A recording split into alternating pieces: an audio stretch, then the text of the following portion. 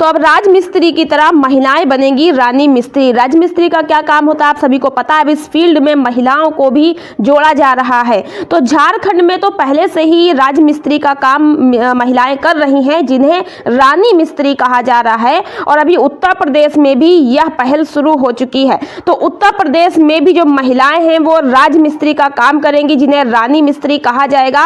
और आपको यहाँ पर बता दें कि एक ग्राम पंचायत में कितनी महिलाएं चुनी जाएंगी वह भी आपको पता चलेगा। देखो, महिलाएं स्वावलंबन को नई उड़ान देने की तैयारी शुरू कर दी गई। इसके तहत जिले में, यानी कि एक जिले की हम बात कर रहे हैं, उत्तर प्रदेश में अलग अलग जिलों में अलग अलग संख्या में महिलाओं को रखा जाएगा। तो एक ग्राम पंचायत से कितनी महिलाएं होंगी आगे आपको जानकारी मिलेगी। तो देखिए, यहाँ पर फिलहाल तो 1238 महिलाएं हैं जो कि राजमिस्त्री का दर्जा दिया जाएगा। चयनित महिलाओं को राजमिस्त्री का तगमा दिया जाएगा। महिलाओं का चयन की कवायद मनरेगा विभाग की ओर से शुरू कर दी गई है। तो जिले में कुल 1238 ग्राम पंचायतें हैं। प्रत्येक ग्राम पंचायत से एक महिला का चयन राजमिस्त्री के प्रशिक्षण के लिए किया जाना है। तो यहाँ पर मोटा मोटी भी लिखा है, प्रत्येक ग्राम पंचायत से एक महिला का चयन किया जाएगा। देखो भाई, एक ग्राम पंचायत में अलग अलग गांव होते हैं, लेकिन एक ग्राम पंचायत से लिखा है तो अलग अलग गांव मत सोचिएगा। एक ग्राम पंचायत से एक दीदी राजमिस्त्री के लिए चुनी जाएगी, स्वयं सहायता समूह की दीदी, ठीक है। और उसको स्वावलंबी बनाने के लिए जिम्मेदारी मनरेगा विभाग को दी गई है। तो मनरेगा विभाग ही इसका चयन करेगा, मनरेगा विभाग ही इसकी ट्रेनिंग भी देगा। विभाग की ओर से सभी ग्राम पंचायतों में ग्राम प्रधान एवं सचिव से ऐसी महिलाओं की लिस्ट मांगी गई है। तो जो महिलाएं मतलब राजमिस्त्री का काम थोड़ा बहुत पहले से कर रही है या फिर कर लेती हैं या इच्छुक हैं, तो वो अपने ग्राम प्रधान से जाकर के मिल ले, सचिव से जाकर मिल ले, अपना नाम सूचित करा दे और अपने जो है पता कर ले ग्राम पंचायत में कि वहां पर ये लिस्ट मांगी गई है या नहीं मांगी गई है। क्योंकि ये उत्तर प्रदेश में एक जिले की बात है तो बाकी जगह भी ये पहल की जाएगी। क्योंकि आजीविका मिशन में अगर कोई एक योजना आती है तो धीरे धीरे सब जगह आती है। बस ये अंतर होता है कि किसी ब्लॉक में पहले, किसी ब्लॉक में बाद में। तो देखिए, फिलहाल तो ग्राम पंचायत स्तर पर ग्राम प्रधान और सचिव ऐसी महिलाओं का डेटा जुटाने में लगे हैं। अब डेटा इकट्ठा करके ग्राम प्रधान व सचिव इसको विभाग को उपलब्ध कराएंगे। इसके बाद ऑनलाइन इसकी फीडिंग की जाएगी।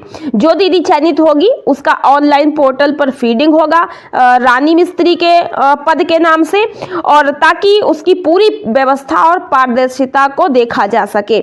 विभाग का दावा है कि इसी महीने महिलाओं का चयन करके उनको राजमिस्त्री का हुनर सिखाया जाएगा। इसकी पूरी कवायद का मुख्य उद्देश्य गरीब तबके की महिलाओं को स्वावलंबी बनाना है। स्वावलंबी बनकर महिलाएं खुद की व अपने परिवार की आर्थिक सहायता कर सकती हैं। इस संबंध में डीसी मनरेगा देवनंदन दुबे ने बताया कि जिले की सभी ग्राम पंचायत से एक महिलाओं का चयन करके उनको राजमिस्त्री का प्रशिक्षण दिया जाएगा। अब देखो भाई, यहाँ पर यह भी लिखा है कि प्रशिक्षण के बाद जोड़ा जाएगा समूहों से। अगर आप समूह से नहीं जुड़ी हैं तो भी आप अपना नाम लिखवा सकती हैं सूची में, आपको ट्रेनिंग मिल जाएगी और उसके बाद आपको समूह से जुड़वा दिया जाएगा। क्योंकि मोटा मोटी यहाँ पर लिखा है प्रशिक्षण के बाद जोड़ा जाएगा समूह से। अगर आप समूह से जुड़ी हैं तो अच्छी बात है, आपको प्राथमिकता मिल जाएगी, और नहीं जुड़ी हैं तब भी आप ये ट्रेनिंग ले सकती हैं और बाद में आपको समूह से जोड़ दिया जाएगा। जिले में राजमिस्त्री के प्रशिक्षण के लिए चयनित होने वाली महिलाओं को आजीविका के क्षेत्र में कार्य कर रही विभिन्न समूहों से जोड़ने की योजना भी है, ताकि उनको मजदूरी के लिए इधर उधर भटकना ना पड़े। समूहों के जरिए ऐसी महिलाओं को कार्य मिलने में आसानी रहेगी। साथ ही समय समय पर उनको स्किल को अपडेट भी किया जाता रहेगा। तो देखिए, समय के साथ बहुत सारी अपडेट आती है, नए नए टेक्निक आती रहती है, तो उनकी ट्रेनिंग भी समय के साथ नई नई ट्रेनिंग भी उनको देने का एक प्रावधान रहेगा। तो फिर वो समूह से जुड़ जाएंगी या जुड़ी रहेंगी पहले से, तो उनको आसानी रहेगी। अगर आप पहले से जुड़ी हो तो अच्छी बात है, नहीं तो आपको बाद में सरकार के द्वारा भी जोड़ दिया जाएगा। ऐसा नहीं है कि आपको खुद से मतलब भटकना पड़ेगा जुड़ने के लिए समूह में, तो ऐसा नहीं है। जब भी कोई इस प्रकार की योजना निकलती है, बीसी सखी की भी निकली थी, तो ब्लॉक के द्वारा ही अधिकारी आपको आपके गांव के किसी समूह में जुड़वा देते हैं उस समूह से, ठीक है। तो आप आराम से इसमें आवेदन कर सकती है। अब देखिए निचले तबके तक पहुंचेगा महिला स्वावलंबन। तो ये देखिए गाजीपुर की मैं आपको न्यूज़ बता रही हूँ, गाजीपुर जो है उत्तर प्रदेश की जानकारी। तो महिला स्वावलंबन की जब बात होती है तो मामला अधिक से अधिक मध्यम वर्ग तक जाकर अटक जाता है। समाज में महिलाओं को जो वर्ग आर्थिक रूप से सबसे निचले पायदान पर है उसको अवसर नहीं मिल पाता। इसके पीछे कारण है कि उनके पास शिक्षा समुचित नहीं है और पर्याप्त संसाधन नहीं है वह अपने पैरों पर खड़ा हो सके। लेकिन रानी मिस्त्री योजना के जरिए समाज में आर्थिक रूप से सबसे कमजोर महिलाओं को स्वावलंबन की मुख्य धारा से जोड़ने की पहल है। तो देखो भाई, जैसे कि गांव स्तर पर बहुत सारी महिलाएं हैं, बहुत अधिक पढ़ी लिखी नहीं है, जिस कारण से वो बहुत कोई बड़े नौकरी के पद पर या ऊंचे पद पर नहीं लग सकती, लेकिन वो अपने स्तर पर एक अच्छा काम करके आजीविका करके पैसा कमा सकती हैं, क्योंकि हर व्यक्ति के अंदर कुछ न कुछ करने का जज्बा और हुनर जरूर होता है। तो जैसे बहुत सारी ऐसी महिलाएं हैं कि जो मतलब के बहुत निचले तबके पर है, बहुत पिछड़े इलाकों में है, गांव देहात में है। अगर वो राजमिस्त्री का ट्रेनिंग पा जाती हैं, उनको सरकार की थोड़ी सहायता ट्रेनिंग के रूप में मिल जाती है, किसी के द्वारा भी थोड़ी मदद, थोड़ी हेल्प, थोड़ी जानकारी, थोड़ी जागरूकता मिल जाती है, पहचान बन जाती है, तो उससे उनको काम मिलना आसान हो जाता है। तो ऐसे में यहाँ पर यह जो पहल की गई है ये महिलाओं के लिए बहुत ज़्यादा हेल्पफुल महल है, बहुत ज़्यादा हेल्पफुल होने वाली है और इससे महिलाओं को एक तरीके से आजीविका का स्रोत मिलेगा।